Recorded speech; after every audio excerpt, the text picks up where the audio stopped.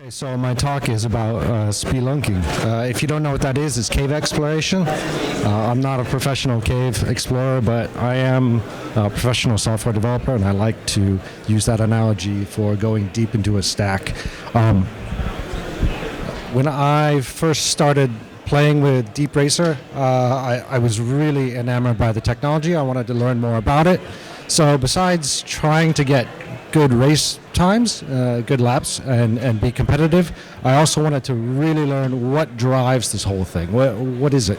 There were some links to some papers. There was some very heavy math that's even included in the DeepRacer documentation, right in the console. And so I wanted to consume everything I could. And so here's some of the stuff that I got along the way.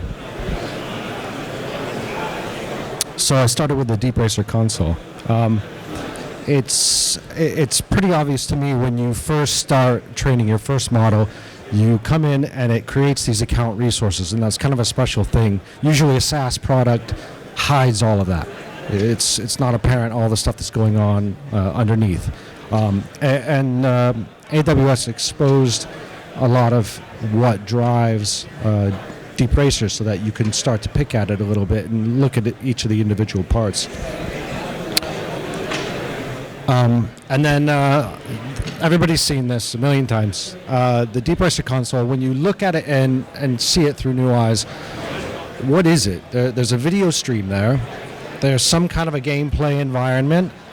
It's kind of different from what we're used to in real gameplay, like a Unity or Unreal-based game. It's very, very realistic. And then there's some graphs that we get to know over time as we get familiar with training our models. Okay, so how do we learn more? The first stop is to go into the documentation and training. So there's summit workshops. I was not able to attend any of these. My background is video streaming applications. So every time I come to an AWS event, I'm always looking for those sessions, and unfortunately don't have enough time to go to the DeepRacer workshops. But they do have all the content online, so you can go to GitHub, you can find all this content, and you can go through this. The particular summit workshop content here is mostly walking you through your first training of a model, and it's pretty simplistic.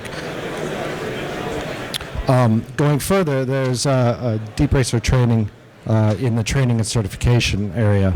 And you can go through, and this one's great. It has a lot more in-depth into the training, and it walks you through loading a Jupyter notebook in SageMaker directly, and has you launch RoboMaker from its SDK from that notebook. And then there's a lot of great video explaining the platform of the car and all the moving parts. It's much more in-depth than the Summit Workshop content. And the notebook that they use in the training that I just mentioned, it is actually here in GitHub as well. Now you'll see one notable thing that I found very interesting. The notebook provides a jailbreak experience. So that's a really, really, really fun thing to play with. This gets you down into creating all of the dependent resources that the console had you set up the first time. So this is VPCs, Docker images, S3. We learn later on how all those things tie in together. It's a pretty complex world. But this is a great place if you want to know how was this DeepRacer product built. The console is a very nice facade, makes it very easy to learn. But if you're actually looking to become a machine learning practitioner, you really want to know how is this whole system put together end to end. So this is a great way to get some insight into that. Okay, next is the simulation environment. ROS and Gazebo. ROS I've seen mentioned in a whole bunch of places out here. So going through that notebook during the training, there was a big 1 gigabyte tarball that gets downloaded and gets pushed to RoboMaker. And you could just pick it apart. So that's what I did. I'm a Unix guy. Pick apart, untar it, and find and grep here, easily find me some of the interesting parts. It's a big bundle of a lot of Linux libraries and such, but the few things that stood out to me, I looked for DeepRacer, SageMaker, RoboMaker, because I know that those are the moving parts. And some of the fun stuff that you find in here. There's Worlds, New York Track. Obviously, there's a New York Track you turn on from the console. AWS Track Blend. Blend is a Blender file. So now we have sources to the 3D environment. Racetrack with Race Car. That looks interesting. Obviously, that's what we're doing.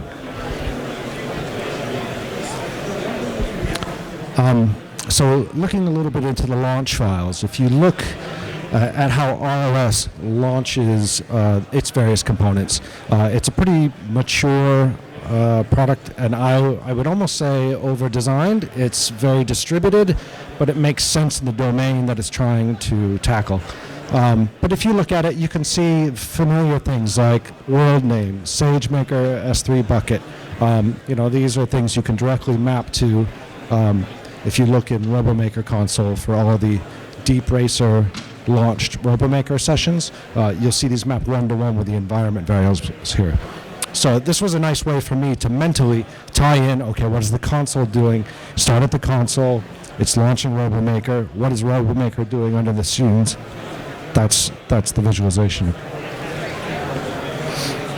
The Gazebo Worlds are a bunch of XML files, models, and meshes here. I know a couple guys have played around with editing the actual world files. I've done various things like taking the middle line out so that my car just sees two boundaries and not a center line that it's trying to really focus on. Stuff like that. You can turn off maybe some buildings in the background you think might be distracting during training. But it's all XML. It's pretty easy to consume once you get familiar with it.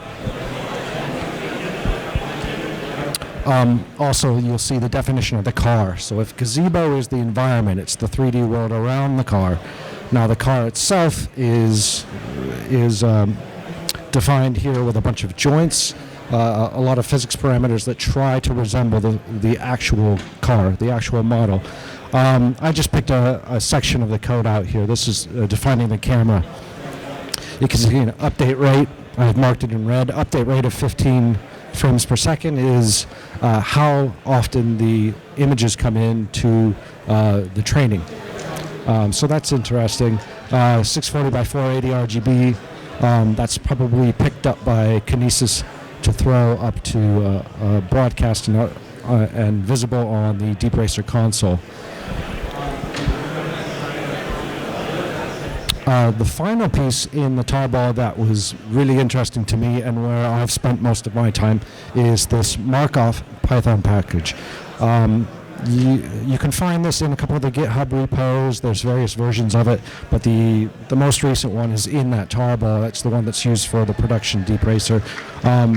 It has some familiar things. DeepRacer, SageMaker is mentioned, S3 is mentioned, and I'll mention some more details about this. Okay, so the agent. If you get inside of that Markov Python package and start to look at it, you'll see that it's based on some open source projects that you can go onto GitHub and find. The first one is Intel's Coach. And they say that they're a reinforcement learning framework and it provide an implementation of many state-of-the-art algorithms. So we use PPO. It's mentioned a lot of times in the console. I don't think you can change that yet. But if they were to allow another type of training algorithm, it would probably come from Coach here. They have an example of a lot of the environments that they have pre-built in. This is Carla. It's another race car simulator. This is Doom. There's some Atari and Picker robots and other simple toy problems. This snippet of code is actually out of that Markov code base. You can see clipped PPO is where they instantiate PPO specifically for DeepRacer. Along with the Intel Coach is OpenAI Gym. So Gym is the environment. It says right there, we provide the environment, you provide the algorithm. So that's very complementary to the Intel Coach library. This has a lot of games, Atari, other things that they've put in here, but it provides a nice structure for environments that you want to do reinforcement learning on. There's a couple of key principles, namely stepping. You take one step forward in time. Reset, okay, I'm done with a level or an episode or a lap on the track, so it gets reset. Very, very simple interface, and that's kind of the boundary for these algorithms to train whatever agent you have in the environment. Again, this is open source. This is on GitHub. You can go there and you can spend half a day training a lunar lander to land on Mars. Okay, so in summary, Intel Coach drives the product, provides the ML algorithms. OpenAI Gym wraps ROS and Gazebo environment to fit into the Coach.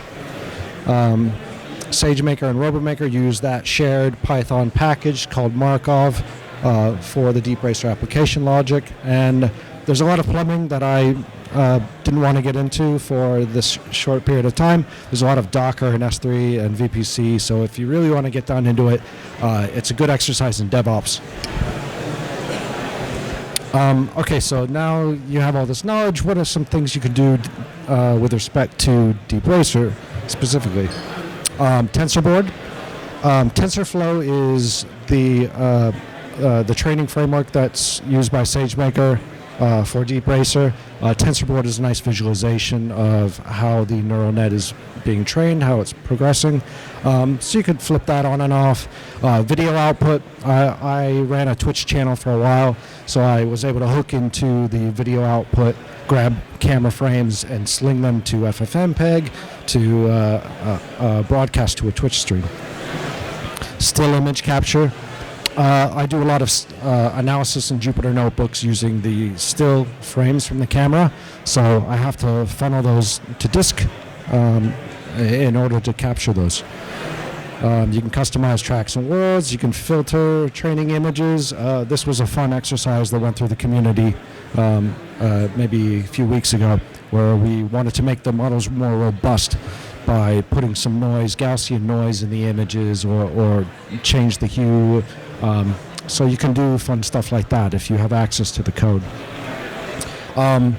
Specific tricks for the virtual races.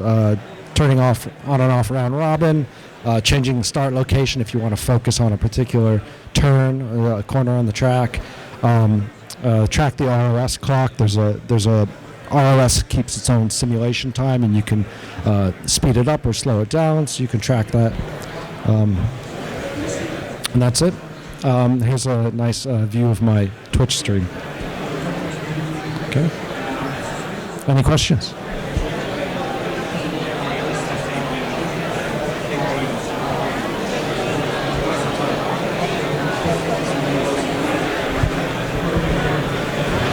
I didn't have much luck while I was training on Twitch. Some guys they just do the local training on their local machines. Yep. In the beginning, play with the different models. Sometimes I'm sorry, say that? So I know that some of the guys, to start the training and play with different frameworks, they just run all the environment on their local PCs, and in such a way they just gain high efficiency. Yeah. Is this one of the approaches that you can recommend? Have you experienced it, and do you have it? Yeah, so the question is about local training, and if it's something I recommend. I do local training, mostly because I wanted to have really hands-on. I wanted to have a nice loop. If I modify some code and I want it to do something, I want to try it out right away. I don't want to wait for launching some of the services, so I can just launch it locally. I can map dynamically some files in my own repo, my own local code, into Docker containers, some developer tricks like that. And for that reason, I do it. I guess if you want to go as far as I have, I don't recommend spending that much time. But yeah, it's a way to really learn it because you are running that whole stack locally. There is in one of the GitHub repos I mentioned here, there is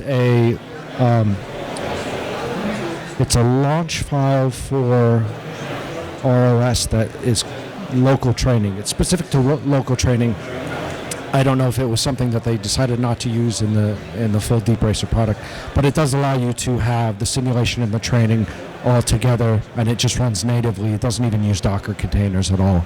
A lot of this knowledge comes from the DeepRacer community. I like just having access to anything that I want to tune and tweak. Any more questions?